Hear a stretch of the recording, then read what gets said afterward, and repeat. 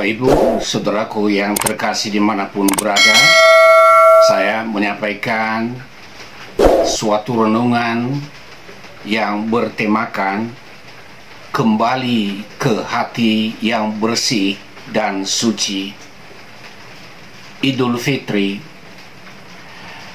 Setelah saudara kita dari kalangan Muslim melaksanakan puasa penuh, baik di Indonesia maupun di berbagai negara di dunia, maka tibalah saatnya Hari Raya Idul Fitri.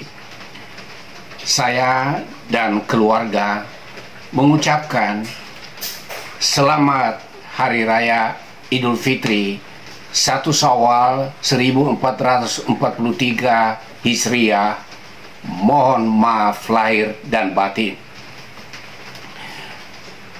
Saudaraku yang terkasih, saya sungguh tertarik belajar untuk memahami apa makna dari istilah Idul Fitri.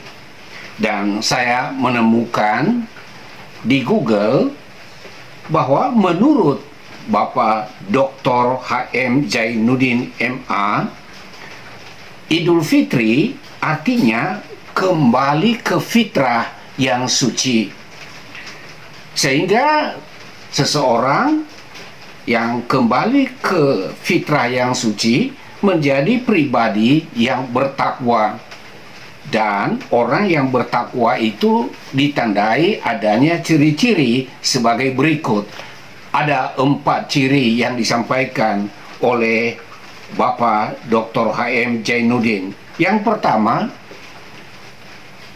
beramal dari sebagian hartanya.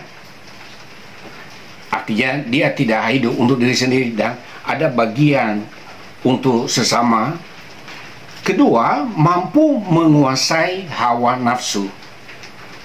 Yang ketiga, sabar dan memiliki sikap lapang dada.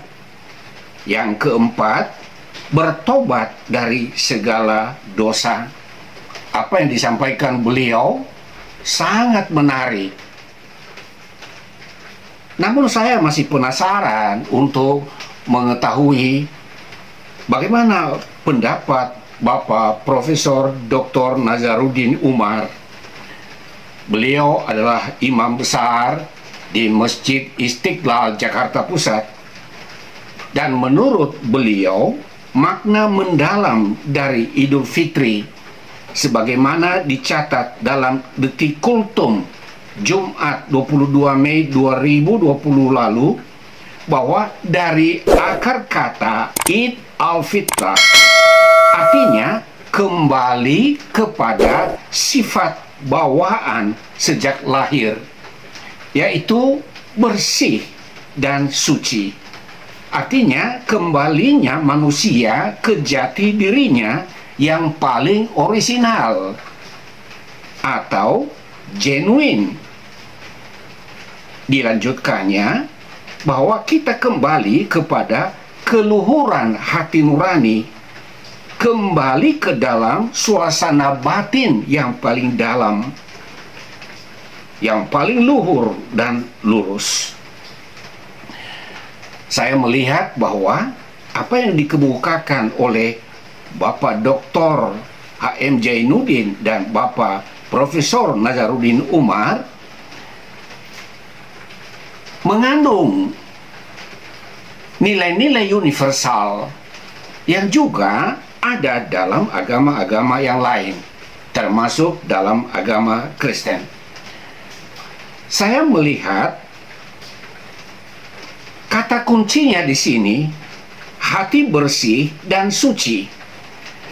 Jika kita sudah kembali ke fitrah, ke hati yang bersih dan suci, maka tidak ada ruang lagi untuk segala hal yang tercela, baik sikap hati kita yang menyaku keangkuhan, kesombongan, niat yang jahat, atau perkataan-perkataan kita yang menghina, menista, merendahkan orang lain, atau perbuatan-perbuatan kita yang melukai orang lain, merugikan orang lain,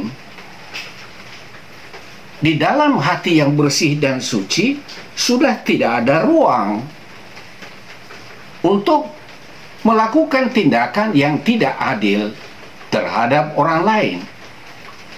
Tidak mungkin kita melakukan suatu tindakan kekerasan atau membunuh sesama hanya karena perbedaan suku, perbedaan keyakinan, atau perbedaan agama. Kalau hati bersih dan suci, maka yang ada adalah saling mengasihi dan saling menghormati satu dengan yang lain.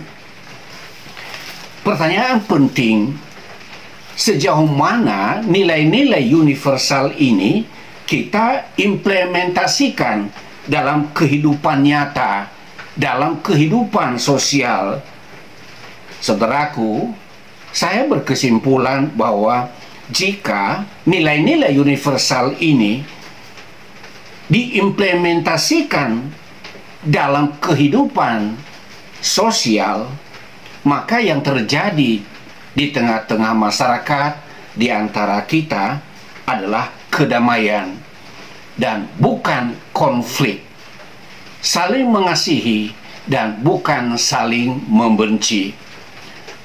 Karena itu di akhir renungan ini saya hanya mau berkata, marilah kita kembali ke fitrah yang sejati itu, agar kita hidup menyenangkan Allah dan kita menjadi berkat bagi sesama tatkala kita hidup dalam damai, saling mengasihi dan saling menghormati. Tuhan memberkati kita semuanya. Amin.